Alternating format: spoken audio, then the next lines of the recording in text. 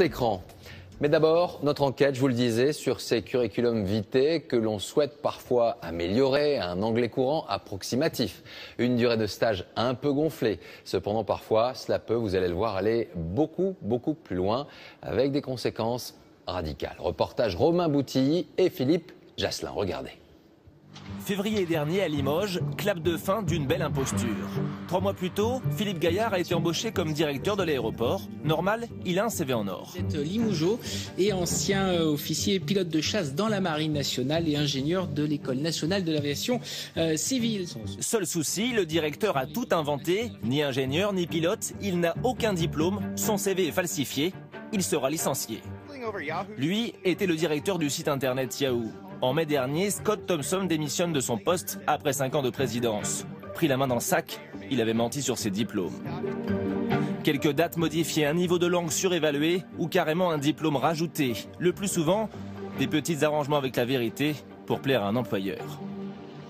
Arranger un peu et puis cosmétiser son CV, pourquoi pas. Est-ce que c'est vraiment mentir si derrière on a vraiment le niveau requis? Ouais, j'en suis pas sûr. On a envie de réussir, on a envie d'avoir un poste, donc effectivement on met toutes les chances de son côté. Une pratique courante chez les cadres surtout, le recrutement est devenu un jeu de poker menteur. Il y a bien les 2/3 des CV qui sont faux en fait. Mensonges, tromperies, pour certains, aucune limite tant qu'ils ne sont pas démasqués. Je pense que je peux tromper facilement les recruteurs.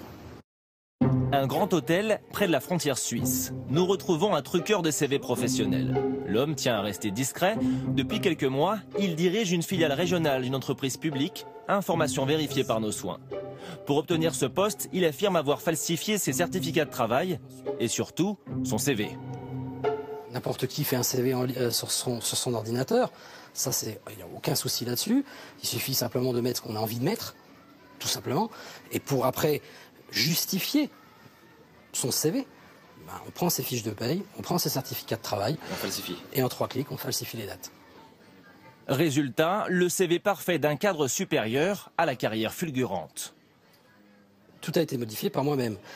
J'ai rajouté des compétences que je n'ai pas forcément, mais que je connais. Tout ce qui est ici, c'est faux. Donc complètement. Tout a été falsifié sur ce CV. Absolument.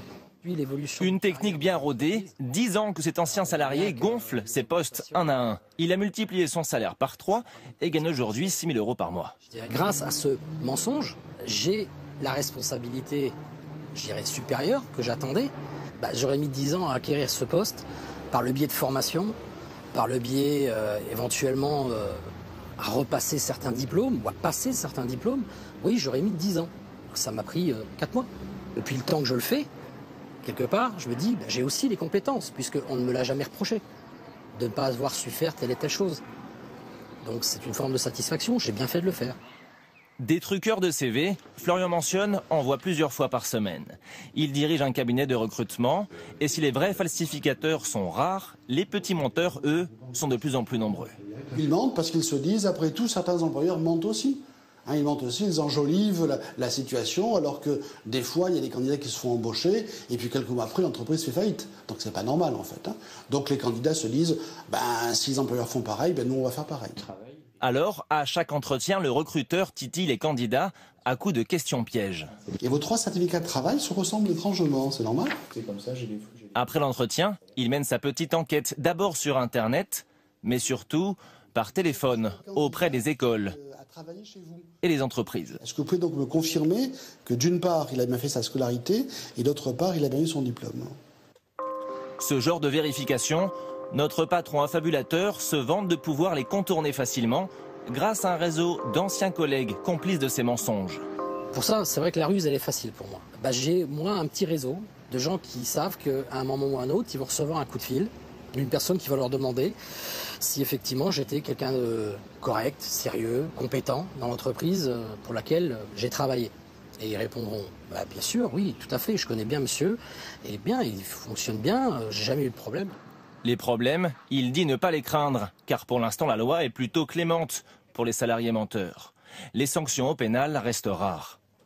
Lorsque l'employeur vous pose des questions sur l'emploi pour lequel vous postulez, là, le Code du travail nous dit clairement que vous devez répondre de bonne foi. Et si vous mentez, si vous racontez des carabistouilles, comme disent les enfants, à ce moment-là, vous risquez soit l'annulation de votre contrat de travail, soit un licenciement, y compris un licenciement pour faute grave, et le cas échéant, une condamnation à des dommages et intérêts si l'entreprise a subi un préjudice particulier. En France, d'après plusieurs études, 70% des CV seraient surgonflés. Des petits mensonges le plus souvent, des vies professionnelles entières truquées très rarement.